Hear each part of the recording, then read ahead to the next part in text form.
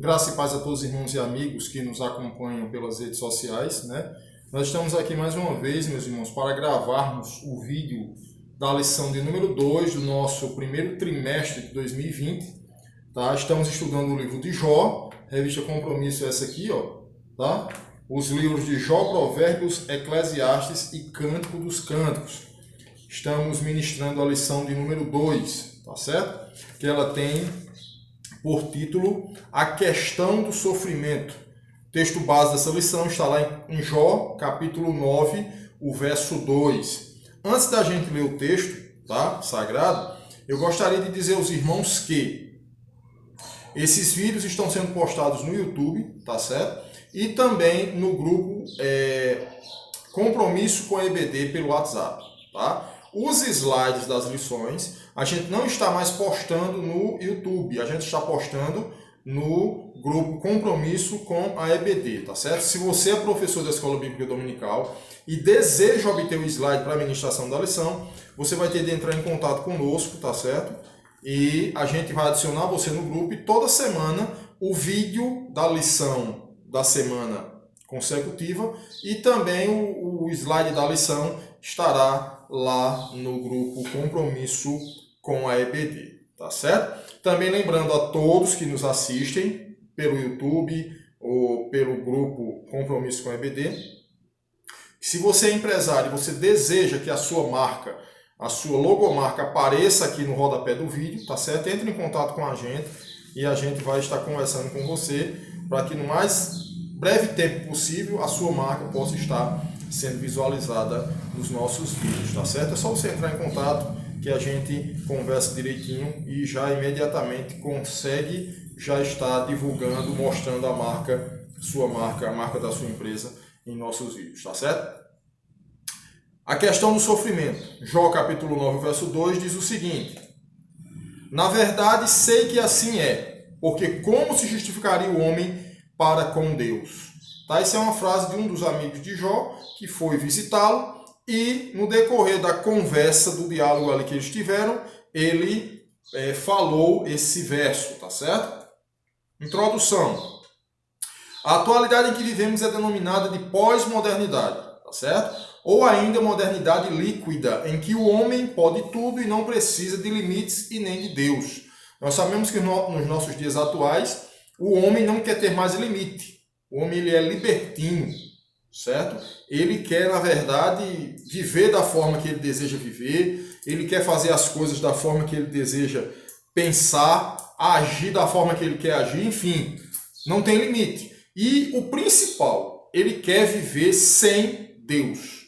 Ele nem tem limites e ele também insiste em afirmar que não necessita de Deus para a sua sobrevivência. É um grave engano, tá certo?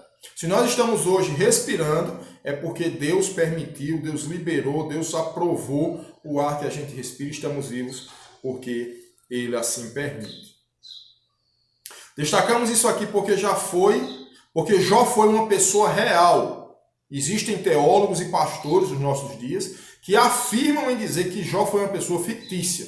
Jó não foi uma pessoa real. Ele foi uma lenda. E isso é pura enganação, pura mentira. Jó existiu realmente, tá certo? Ele não foi uma ficção ou um personagem imaginário de uma história, conforme fala lá em Ezequiel 14, 14 a 20 e Tiago capítulo 5, o verso 11, que descrevem, na verdade, a existência de Jó, tá certo?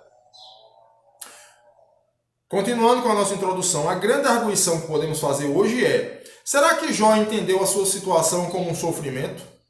Será que Jó entendeu que estava sofrendo? Por qual motivo estava sofrendo? Por que estava sofrendo? Ele expressa muitas vezes esse momento, até mesmo quando no capítulo 3 faz um profundo lamento, desejando não ter nascido. Lembram-se que Jó amaldiçoou o dia do nascimento dele.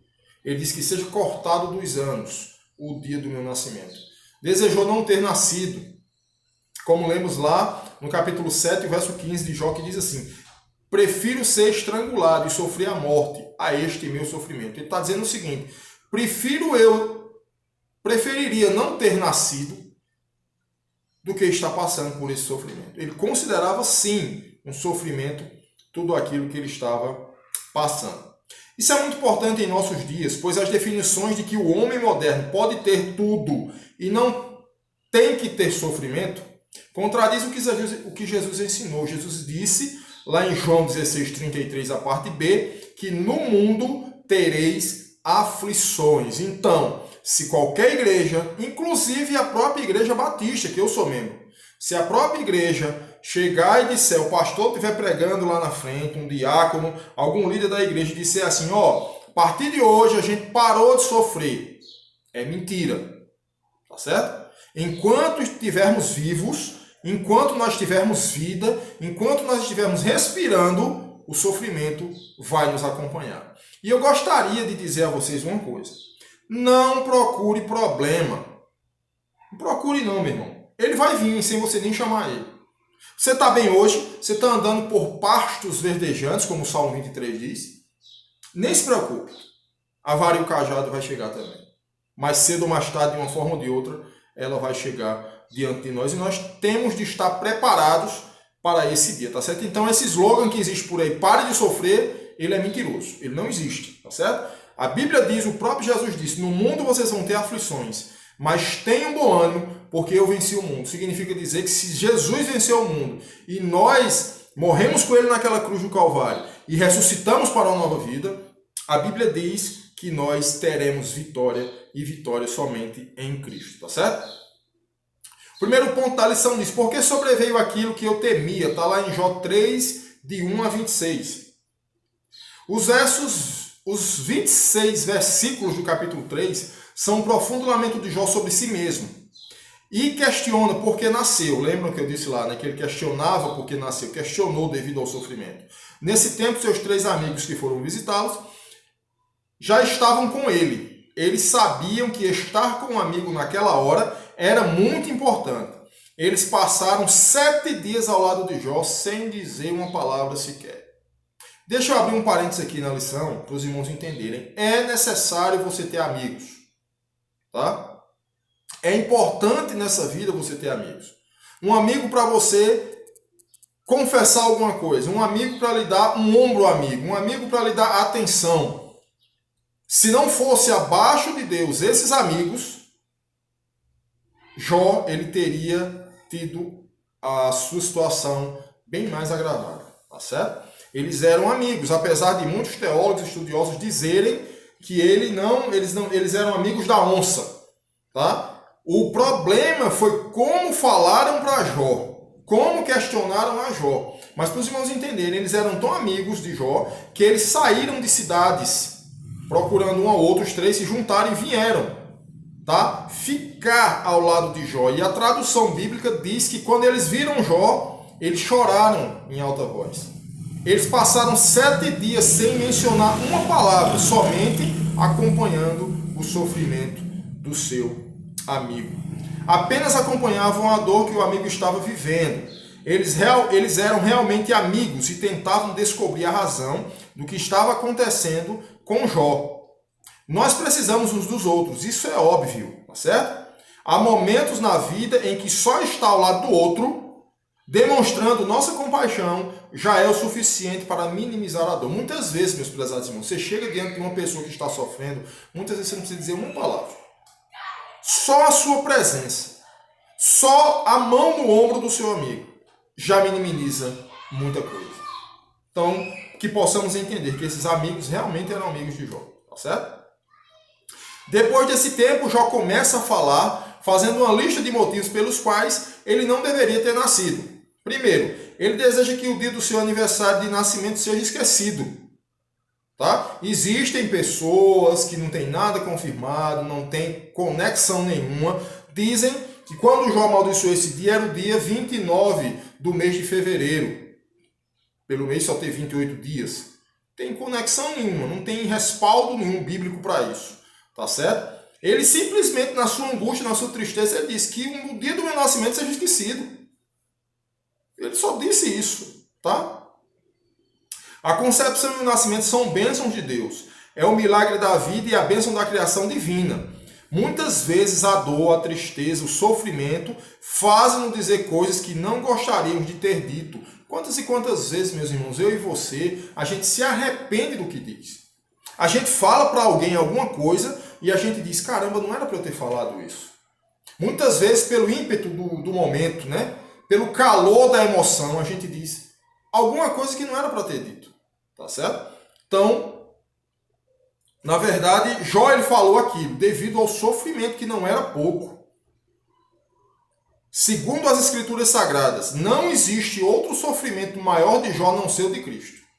O sofrimento de Jó, ele só perde para o sofrimento de Jesus Cristo diante de toda aquela situação até chegar à cruz do Calvário. Só perde para esse sofrimento. No demais não tem outro sofrimento semelhante a esse. Tá certo?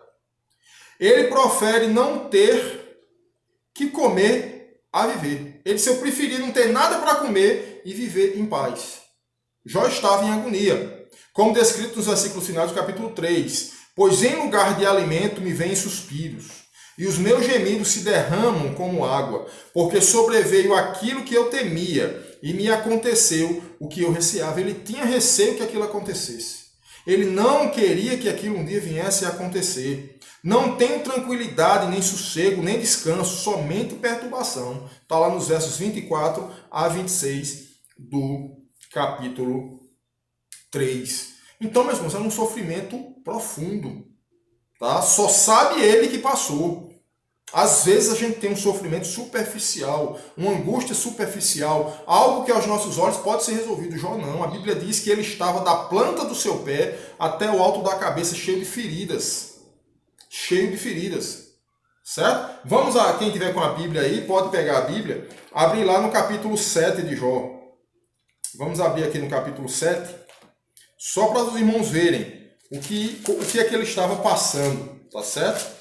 Capítulo 7, se eu não me engano, verso 9. Vamos ver aqui o que é que diz. 7 e 9.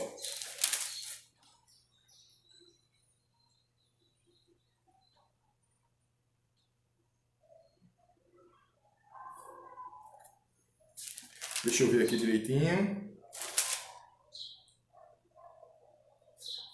Capítulo 7. Olha aqui, ó. Perdão, verso 9 não. Capítulo 7, o verso 5. Diz assim: o meu corpo se vestiu de vermes e de casca de feridas. A minha pele está quebrada e supura. Sabe o que significa isso, meu irmão? Jó estava coberto com uma armadura de feridas. Eu vou dizer uma palavra bem chula aqui para os irmãos entenderem, tá? O corpo de Jó estava coberto de chagas. O corpo de Jó estava coberto daquelas cascas de feridas. Estavam quebradas, estavam supurando pus. É o que a tradução bíblica está dizendo. Jó estava em tremenda dor e sofrimento. Devemos estar sempre atentos para saber que, mesmo no sofrimento, o Senhor sempre está ao nosso lado, concedendo sua bênção. Sabe qual era o consolo de Jó nesse momento aqui? Um caco de telha. A Bíblia diz que com um caco de telha, ele raspava as suas feridas, amenizando a dor. Meus irmãos, eu aprendo com isso aqui o seguinte: você pode perder tudo. Você pode perder a saúde, você pode perder bens, você pode perder o que você imaginar. Mas mesmo assim, demonstrando a bênção do Senhor, Ele não deixa você ser um caco de telha para você poder amenizar a sua dor. Ele não vai deixar você sem nada. Ele não vai deixar você passar fome. Ele não vai deixar você morrer nessa situação. Ele vai te abençoar para que você possa entender que mesmo no sofrimento, Ele está abençoando, Ele está com você, Ele está ao seu lado. Certo? O segundo ponto diz assim: a solidariedade. Deixa eu pegar aqui, né? Travou aqui. Certo? A solidariedade e a fala dos amigos de Jó. Está lá em Jó, capítulo 4, 5, de 8 a 11. Tá certo? Três dos amigos de Jó, ao tomarem conhecimento da situação do amigo, resolveram visitá-lo. Cada um deles veio de um lugar diferente. Talvez o primeiro que tomou conhecimento foi ao encontro do outro e resolveram empreender a viagem para a casa do amigo. O texto diz, olha o que é que o texto diz.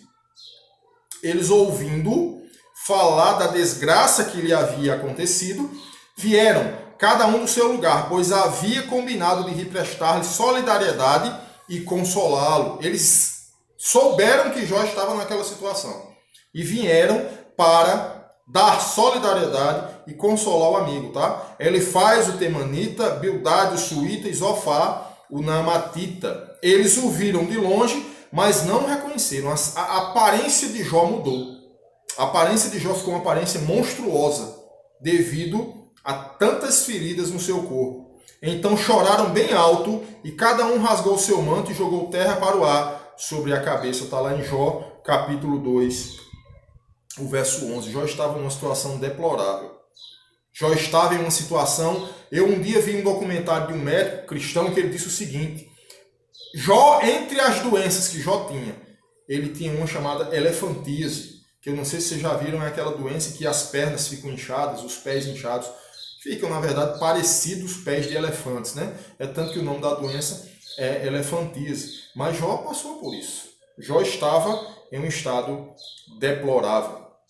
Ao que tudo indica, a enfermidade que tomou conta de Jó parecia ser incurável. Imagina aí, você tem uma ferida muitas vezes no braço, na perna, onde quer que seja, e muitas vezes quando ela está supurando, quando ela cria aquela crosta, quando ela fica em carne viva, como a gente chama, a gente diz assim, rapaz, isso aqui não vai ter cura. Imagina o seu corpo todo. Imagina dos pés à cabeça. Imagina da planta do pé ao alto da cabeça, todo cheio de feridas. Tá? Ele que era considerado um dos antigos príncipes dos patriarcas orientais, extremamente respeitado, agora é um homem jogado às cinzas. Ele foi para um lugar afastado e se sentou no meio das cinzas, que era também um meio de se isolar e de manter a tranquilidade com relação à dor, aquela temperatura, né, que as cinzas estavam provocando. Amenizavam um pouco a dor que Jó sentia. De acordo com o comentário Moody, antes considerado o sal da terra, foi agora expulso dela, como se fosse refúgio. Sua habitação foi o isolamento completo daquilo que provavelmente era o monturo da cidade. Fora da cidade, o lugar mais esquecido da cidade, ele foi para lá. Ele foi para lá. Acredito, meus irmãos, que os amigos de Jó nesse momento, só fazendo aqui uma conjectura, eram urubus e moscas. As moscas tomavam conta do corpo de Jó devido ao estado de putrefação que ele estava. E os urubus estavam ali sentindo o fedor da sua carne, esperando somente a hora dele morrer e atacá-lo para comer o resto da sua carne, né? Então Jó estava numa situação bem complicada. Podemos imaginar a cena que os amigos de Jó presenciaram. A fisionomia e a aparência de Jó ficaram irreconhecíveis. Não conseguiram reconhecer ele. Quantas vezes nos deparamos com situações como estas em nossa família e em nossa igreja? Muitas vezes. Estou falando de situação física. Estou falando muitas vezes de situação espiritual. Era um homem de Deus, era uma mulher de Deus e caiu. Precisamos olhar para essas pessoas. A leitura e o estudo desse livro nos preparam para situações semelhantes, como a que esses amigos vivenciaram. A primeira lição que aprendemos é que, às vezes, precisamos ficar calados ao lado de alguém que está vivendo uma dor intensa. Muitas vezes, meu irmão, a maior ajuda que você pode dar é o silêncio. Muitas vezes, só em você estar perto, como eu disse no início da lição, já é uma grande ajuda. Porque muitas vezes você vai falar alguma coisa e acaba atrapalhando, ofendendo, né? Precisamos apenas abraçar e tentar sentir aquele momento de dor e tristeza, porque muitas vezes a palavra, em vez de ajudar, faz aumentar o sofrimento. Muitas vezes você vai dizer algo que você pensa que é benéfico, e para aquela pessoa que está naquela situação é algo totalmente maléfico, algo que vai prejudicar a vida do indivíduo. Quando estiver em uma situação como esta, lembre-se da atitude dos amigos. Eles não estavam com a melhor roupa, com os melhores trajes, pois quando viram a situação do amigo, rasgaram suas roupas e sentaram com Jó no chão, para que ele compreendesse que eles também estavam sentindo o que o amigo estava sentindo. Tá? Essa turma aqui, esses amigos, fizeram o que mais na frente a Bíblia relatar. Jesus disse: alegrai-vos com os que se alegram e chorai com os que choram. Muitas vezes a gente vai para a casa de um amigo não para ajudá-lo, a gente vai para a casa do amigo mostrar o que a gente tem. Tem um carro novo, tem uma casa nova, sou empresário, tenho muito dinheiro e meu amigo não tem. Muitas vezes eu vou para lá para isso. E a Bíblia não recomenda que isso seja feito dessa forma. A Bíblia recomenda que a gente vá para somar, para ajudar, para estar junto. Tá certo? O ato de estar calado nos leva a refletir, nos leva a refletir e buscar ouvir a voz do Senhor, ao mesmo tempo em que rogamos para que a nossa palavra seja abençoadora, seja bálsamo, seja curadora. Eles tinham ouvido o lamento que Jó fizeram no capítulo 3. E cada um ficou refletindo sobre o que falar diante desse quadro. Eles não falaram nada, eles esperaram, ouviram Jó calados, tentando ver o que poderiam falar para o seu amigo. Tá certo? Quando ele faz o primeiro a falar, lembra a Jó o quanto ele já tinha aconselhado outras pessoas com sua palavra, o quanto o Senhor o abençoara. Ele exorta Jó dizendo: mas o necessitado Deus o livra da espada que eles possuem na boca, e livra-o da mão dos poderosos. Assim a esperança para o pobre, a maldade tapa a própria boca. Feliz é o homem a quem Deus corrige. Não despreze a correção do Todo-Poderoso, pois ele abre a ferida, mas ele mesmo a trata. Ele fere, mas as suas mãos curam. Tá? Então, o amigo dele, né? Esse primeiro aqui, o Elifaz, ele está dizendo assim: Jó, você ajudou muitas pessoas. Você fez o bem para muitas pessoas. Te preocupa não. Da mesma forma que tu fizesse o bem, Deus vai se compadecer de você. Ele fez a ferida e ele vai curar. Ele fez a chaga e ele vai ligar ela. Dê uma palavra de estímulo a Jó, né? De confiança. Vemos aqui a questão de Bildade. O outro amigo fez duras e severas advertências a Jó, que havia perdido de forma extremamente trágica seus filhos. Ele sugere que talvez isso fosse resultado do pecado de Jó, a quem assim Deus estaria fazendo justiça. O que é que Bildade quis dizer aqui? Ele disse assim: ó Jó, isso é pecado encoberto que você tem. Isso é um grave engano, meus irmãos. Muitas vezes o camarada não pecou como Jó não pecou. Mas muitas vezes passamos por sofrimentos que a gente diz assim: meu Deus, por quê? Rapaz, é Deus. É o deserto de Deus. É o seletivo de Deus. É você mostrar a Deus quem realmente você é. Deus está querendo ver, eu quero ver o que é que Ele quer de mim. Muitas pessoas, meus irmãos, querem estar diante do Senhor, não para receber a palavra, não para ser um servo, mas querem estar lá para terem bens nessa terra. E não é isso. O Evangelho não é isso. O Evangelho não é comida e nem bebida, mas o Evangelho é alegria e prazer na presença do Senhor. É o que a palavra diz. Tá? A palavra de Bildade não fora carinhosa quanto ao seu gesto. De alguma forma, ele não levou em conta alguns minutos de irritação de Jó diante da dor do amigo. Sua preocupação estava correta. Mas a forma de falar, ele estava preocupado com Jó, mas a forma de falar, com certeza, produziu mais dor no coração do amigo quando diz, o suíta: até quando falarás assim? Até quando as palavras da tua boca serão como um vento impetuoso? Será que Deus deturparia o direito? Será que o Todo-Poderoso corromperia a justiça? Se teus filhos pecaram contra ele, ele os entregou ao poder da transgressão que cometeram. Mas se te empenhares em buscar a Deus e fizeres a tua súplica ao Todo-Poderoso, se fores puro e correto, com certeza ele se levantará por ti agora mesmo e te restaurará com justiça. Está lá em Jó 8, de 1 a 6. Esse amigo dele disse o seguinte: confessa o teu pecado. Tu está com pecado, por isso tu está sofrendo. E Jó não tinha pecado. Jó não tinha pecado nessa circunstância, nessa situação não tinha.